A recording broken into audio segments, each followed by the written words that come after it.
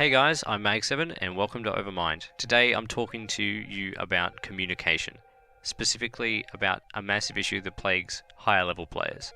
And by higher level I don't mean SR, I mean people who are better at the game. Heaps of players get enthusiastic in competitive play. They want to contribute to the team and they want to communicate and make sure that everyone's on the same page. The author William H. White said it very well in that the greatest enemy of effective communication is the illusion that it has occurred. Let's talk about this within the context of competitive Overwatch. Oftentimes people indicate issues the team is having. It's not uncommon, people do this all the time. They probably say something like, Widow's destroying us, or we need to kill that Pharah. Or something like, D.Va's not doing enough. Here's the problem, it sounds like they're communicating. It sounds like they're helping the team. But all that's being said is a problem, not a solution. At this juncture, you might be saying something like, oh yeah, Mag, but everyone knows you got to get a hit scan to take out Pharah, and that you just need to dive Widows or they're going to tear you open. You'd be right to an extent, but let's go to another example that isn't so clear-cut. Let's say the enemy team is holding on Horizon Lunar Colony first point, and you're having trouble penetrating that point. The enemy team's got an Orisa, a Junkrat, a Reaper, a Mercy, a Lucio, and a D.Va. It's a typical immovable object build where they just sit on the point and don't die. Many times against this composition, your team members are going to instinctually respond with, oh, we just need to outfight them and move in. More so-called advanced teams might think something like, well, we need to get a pick and then move in. We've got to focus that Mercy or she's going to res. But when attacking that team, in either case, you'll probably find that you fail the first time. You make decent progress the second time, but unfortunately, Mercy reses and now you're strapped for time. The problem here is that a little while ago, your team didn't just need to change composition, but maybe how they approach the situation as well. Saying stuff like we need a Widow or kill the Mercy first isn't going to help the team much unless you're an organized team that has already established what these things mean. Overwatch is unique in that its competitive game does not last for very long, and compounding on this, you switch halfway through the game, or even more frequently on King of the Hill. You don't have much time. You can't form a committee to make decisions. If you're going to suggest a course of action, you can't pussyfoot around it. It's not a suggestion, it's what is going to happen. You've got to be definite and be authoritative. When you tell the team what needs to be changed, instead of settling with something like, kill the Pharah, you need to offer a holistic solution.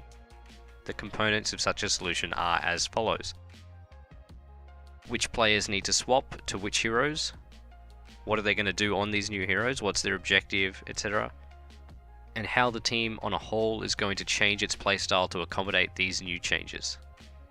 That last one is particularly important. You need to let the entire team know how you're going to play this match given that you've changed your composition.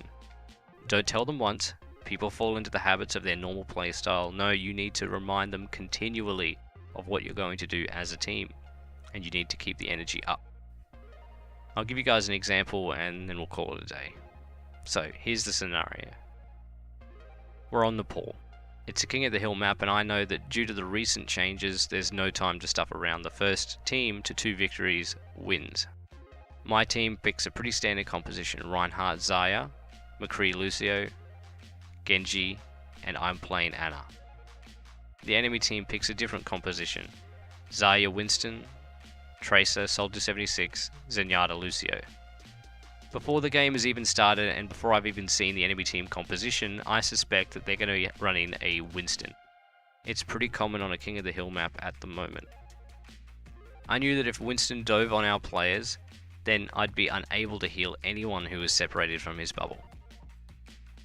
The following is what I said in order to maximize our chances of winning. In fact, this monologue I'm about to create spans from when we first get into the game up until we leave spawn, and it goes something like this. Good evening everyone, how you guys doing?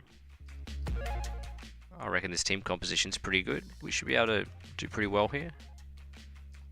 Here's the deal though guys, we all have mechanical skill here, right? We've gotten into Masters and we're good at the game. What's going to separate us from the enemy team is our team cohesion.